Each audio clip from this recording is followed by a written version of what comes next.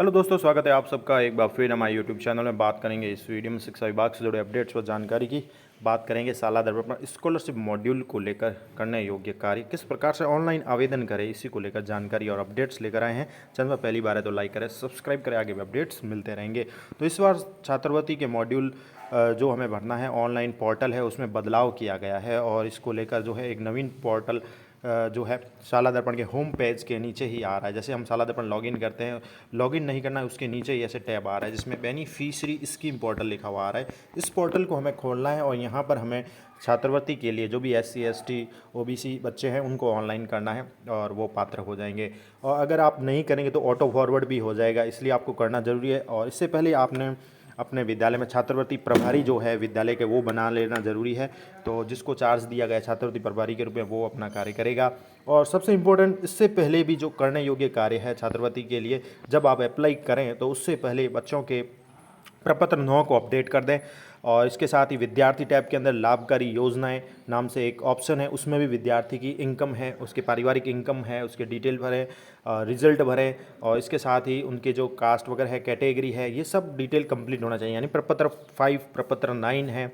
और इसके साथ ही ये जो सूचनाएं हैं, अगर भरी होगी तभी ये ऑनलाइन अप्लाई होगा। इसके साथ ही आपको जो है विद्यालय स्तर से बच्चों के फॉर्म भरने हैं, ऑफलाइन रिकॉर्ड रखना है जिसमें उनके जाति प्रमाण पत्र, आय प्रमाण पत्र या मूल निवासी प्रमाण पत्र सारे रखने हैं। उसके पश्चात ऑनलाइन का प्रोसेस शुरू होगा। अब ऑनलाइन में क्या करें कि बेनिफिशियरी स्कीम पोर्टल पर आपको जाना है, यहाँ पर आपको क्लिक करना है। यहाँ पर आपका जो छात्रवृत्ति प्रभारी होगा उसका जो है यहाँ पर SD BSP beneficiary scheme portal है, उसी लॉगिन से ID से लॉगिन होगा। तो जो बेनिफिशियरी अकाउंट जैसे कि है, ये इस प्रकार का पेज है, ये ओपन हो जाएगा। यहाँ पर आपको क्या करना है, कक्षा 6 से 8 के लिए है, प्री मैट्रिक स्कॉलरशिप है, SC ST स्टूडेंट के लिए है और ST स्टूडेंट के लिए भी है, कक्षा 6 से 8 के लिए। अब सबसे ऊपर एक लॉगिन का बटन आपको नज़र आएगा, स्कूल ऑफिस लॉगिन। यहाँ पर आपको क्या करना है, लॉगिन करना है बच्चों के स्कूल ऑफिस लॉगिन के रूप में। यानी जिसको इंचार्ज बनाए है वो अपनी स्टाफ लॉगिन ID से यहाँ जो है लॉगिन करेगा। यहाँ लॉगिन जैसे ही करेंगे हम, तो यहाँ पर उसका पेज इस प्रकार से ओपन हो जाएगा।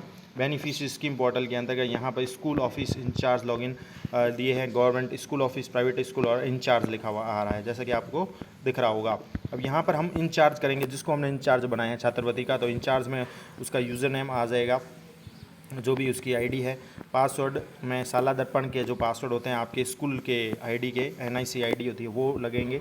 कैप्चा भरना है और लॉगिन हो जाना है। तो यहाँ पर जो है इंचार्ज के रूप में हम लॉगिन कर रहे हैं, तो इंचार्ज जो भी है वो लॉगिन करेगा। लॉगिन करने के पश्चात अब एक ऐसा पेज ओपन होगा छात्रवृत्ति के लिए, स्कॉलरशिप के लिए, इस प्रकार का, जिसमें बताया जा रहा है कि अदर स्कीम, राजश्री और प्री और पोस्ट मैट्रिक स्कॉलरशिप, नंबर 3 वाला ऑप्शन स्कॉलरशिप के लिए। अब यहाँ हमें चूज़ करना है pre and post matric scholarship के लिए आवेदन, इसको चूज़ करना है।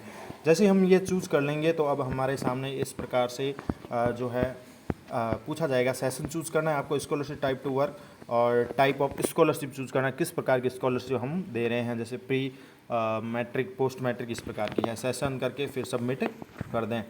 जैसे प्री मैट्रिक है तो हम प्री मैट्रिक चूज़ करेंगे, कक्षा 6 से 8 के लिए कर रहे हैं तो प्री मैट्रिक करेंगे, बाकी 9 से 12 के लिए पोस्ट मैट्रिक होता है तो प्री मैट्रिक करेंगे। अब जैसे ही स्कॉलरशिप का ये हम खोल लेंगे, चूज़ का सबमिट कर देंगे, तो हमारे पास इस प्रकार का डैशबोर्ड ओपन हो जाएगा, जिसमें सबसे डैशबोर्ड के नीचे ऑप्शन नज़र आएंगे। स्टूडेंट एलिजिबिलिटी देख सकते हैं, कौन कौन से पात्र हैं, उनकी लिस्ट आ जाएगी। स्टेप 1 में अप्लाई और रिजेक्ट का ऑप्शन है। स्टेप 2 करना होगा, वेरीफाई करना होगा। फिर नंबर 3 पे लॉक भी करना होगा। रिपोर्ट्स में आप और भी विद्यालय से रिलेटेड, स्कॉलरशिप रिलेटेड रिपोर्ट्स देख सकते हैं और यहाँ पर आपको ये इस प्रकार का नज़र आ रहा होगा। अब यहाँ पर आपको क्या करना है कि यहाँ पर सबसे फर्स्ट ऑप्शन ही हमें यूज़ करना है, अप्लाई एंड रिजेक्ट। अप्लाई में क्लिक करेंगे। अप्लाई करने से पहले हम देख लेते हैं, स्टूडेंट की एलिजिबिलिटी चेक कर लेते हैं। तो स्टूडेंट जो एलिजिबल है, सेशन लिखा हुआ आ रहा है, स्कीम चूज़ कर लें और क्लास चूज़ कर लें। 100 स्टूडेंट पे क्लिक करें तो आपके सामने, जैसे ये छात्रवृत्ति के लिए भी चूज़ करें, प्री मैट्रिक है, कौन सी SC के लिए है, ST के लिए है, वो भी चूज़ कर लें। उसके पश्चात क्लास चूज़ कर लें, जो भी आपने क्लास चूज़ की है, कक्षा 6 है, 7 है। तो नीचे जैसे ही आप 100 पे क्लिक करेंगे, एलिजिबिलिटी मैं बता रहा हूँ, स्टूडेंट एलिजिबिलिटी में, तो आपके जो भी एलिजिबल स्टूडेंट हैं उनकी डिटेल आ जाएगी और फिर उनके ऑप्शन नज़र आ रहे होंगे आपको। क्लास है, कास्ट है, जेंडर है, स्कॉलरशिप टाइप, स्टेटस, आधार entry, Jan Aadhaar, non tax पे और रिजल्ट, ये सब एंट्री ओके होनी चाहिए। अब जैसे कि यहाँ किसी बच्चे के क्रॉस आ रहा है, इसका मतलब है कि उसके वो कॉलम जो है भरा हुआ नहीं है, चाहे वो कास्ट हो या कोई जन आधार है, आधार है, ये सब क्लियर होने चाहिए, जब भी वो अप्लाई कर पाएगा। आधार ऑथेंटिफिकेशन ज़रूरी है, जन आधार ऑथेंटिफिकेशन ज़रूरी है, जेंडर है, और उनके इनकम को लेकर जो है अपडेट है वो भी करना ज़रूरी है। प्रपत्र 9 में जो ऑप्शन है, प्रपत्र 5 में, ये सारे फिल किए होने चाहिए। जब ये ग्रीन होंगे तब हम अप्लाई कर पाएंगे। तो ये एलिजिबिलिटी चेक कर ली हमने। अब इस प्रकार से आप देख सकते हैं। अब अप्लाई के ऊपर क्लिक करें, जैसे स्टूडेंट अप्लाई ऑप्शन आ गया है, फर्स्ट ऑप्शन के ऊपर हम चलते हैं। यहाँ ऊपर व्यू लिखा हुआ है, रिजेक्ट लिखा हुआ है, अप्लाई लिखा हुआ है, डिलीट भी लिखा हुआ है, कर सकते हैं आप। अब सबसे पहले सेशन 2023 चॉइस लेके सेलेक्ट स्कीम करें, सो स्टूडेंट करें, और जो भी एलिजिबल होंगे वो नीचे आ जाएंगे। तो जैसे ही हम सेलेक्ट करते हैं स्कीम, फिर से वही, जैसे कि चाहे एसटी के लिए चूज़ करें या एससी के लिए, जो हमारे विद्यालय में योग्य बच्चे हैं जिन्होंने आवेदन दे दिया है, जिनके डॉक्यूमेंट कंप्लीट हो चुके हैं, यानी कि जिनके जाति प्रमाण पत्र, मूल निवासी प्रमाण पत्र है, ये सब फॉर्म आपको दे दिया, कंप्लीट है। अब वो देखते हैं।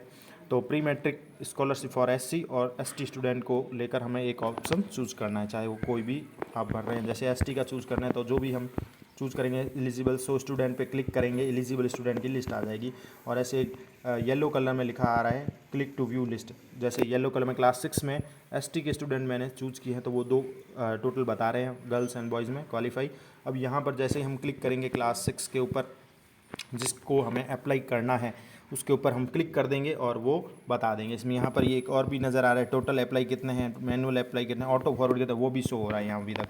तो क्लास 6 के ऊपर क्लिक करके जो भी बच्चे हैं उनको हम अप्लाई कर सकते हैं। जैसे ही अब अभी फ़िलहाल 0 शो हो रहे हैं। जैसे ही हम करेंगे जो जिनकी, जैसे कि इसमें लिखा आ रहा है आधार entry, Jan Aadhaar entry, bank detail, सारी डिटेल कंप्लीट होगी तो ऑटोमेटिकली वो शो हो जाएगा। अब बात करें तो जैसे वो 2 बच्चे हैं क्लास 6 के हैं, हमने उसके ऊपर क्लिक किया तो नीचे स्टूडेंट की आइडेंटिफिकेशन आ जाएगी और एक लिखा हुआ भी आ रहा है कि विद्यालय में लाभार्थी योजनाओं के लिए अनिवार्य छात्र सूचना में प्रविष्टि करें। अब यहाँ जैसे ही हमने 2 बच्चों को लिया है, जैसे वो एसटी के हैं तो उनको लिया है हमने, और उनकी डिटेल ऑनलाइन भरी हुई है, सभी आधार जन आधार वेरीफाई है। अब यहाँ पीछे ऑप्शन नज़र आ जाएगा अप्लाई और रिजेक्ट। अब अप्लाई करेंगे, अगर उसकी सभी डिटेल है हमारे पास, आवेदन आ चुका है और ऑफलाइन, अब हम ऑनलाइन करेंगे तो उसकी डिटेल कंप्लीट है तो अप्लाई पे क्लिक करें। नहीं तो अगर किसी कारणवश रिजेक्ट भी करना है तो हम रिजेक्ट भी कर सकते हैं। तो अप्लाई के बटन पे क्लिक करेंगे तो उसकी सारी डिटेल कंप्लीट आ जाएगी और उससे रिलेटेड हम आवेदन कर सकते हैं। कंप्लीट अप्लाई का बटन नीचे लिखा हुआ आएगा, उसकी सारी डिटेल बच्चे की आ जाएगी, आधार, जन आधार, उसके बैंक डिटेल वगैरह, और नीचे अप्लाई का बटन आएगा। आप इस प्रकार से उसको अप्लाई कर सकते हैं तो उसका आवेदन अप्लाई हो जाएगा। अब ये तो स्टेप फर्स्ट हुआ अप्लाई करने के लिए किसी भी क्लास का, जो भी क्वालिफाई बच्चे हैं। अब उसी तरह से ऑप्शन जो है आपको आगे वेरीफाई भी करना होगा। स्टेप 2 वेरीफाई का है। जब आपके बच्चे अप्लाई हो जाए जिस जिस क्लास के आपको करने हैं तो आप सेकंड स्टेप में जाके वेरीफाई भी कर सकते हैं। इस प्रकार से फिलहाल अभी हमने अप्लाई ही बताया आपको। तो जो भी स्टूडेंट हैं वो आप अप्लाई कर सकते हैं। जैसे क्लास जैसे 6 में है, जो एससी के हैं वो भी बच्चे हैं, तो यहाँ पे क्लिक करें और उनकी लिस्ट आएगी, एक एक करके अप्लाई करें। फिर जब सारे अप्लाई हो जाए तो आप स्टेप 2 का यूज़ करें, वेरीफाई करें उनको। और थर्ड स्टेप में लॉक का ऑप्शन है जिसमें आप लॉक भी बच्चों को कर सकते हैं। यानी कुल मिला के 3 स्टेप ही है, अप्लाई, रिजेक्ट है, वेरीफाई करना है, फिर उनको लॉक करना है विद्यालय स्तर से। और इनके लिए भी लॉक करने के लिए जो सेकंड स्टेप है उसमें भी यही होगा कि फिर से आपको प्री मैट्रिक, पोस्ट मैट्रिक, जिन बच्चों को लॉक करना चाहते वो चूज़ करें, उनकी जो भी क्लास वगैरह है ऊपर वो चूज़ करें, सेशन है, और फिर ये लॉक हो जाएंगे बच्चे जिनको आपको लॉक करना है। तो इस प्रकार से आप अपना संपूर्ण आवेदन जो है SC ST स्कॉलरशिप के लिए कर सकते हैं। फिलहाल मैंने अप्लाई तक का बताया है। यहाँ पर आप आगे का स्टेप जैसे ही आप अप्लाई कर देंगे फिर उसको वेरीफाई भी कर सकते हैं। वेरीफाई में जाके सीधा सा है, सिंपल, और लास्ट में उनको लॉक भी करना है। तो 3 स्टेप है इस स्कॉलरशिप के, कंप्लीट प्रोसेस है। आप सभी के लिए धन्यवाद।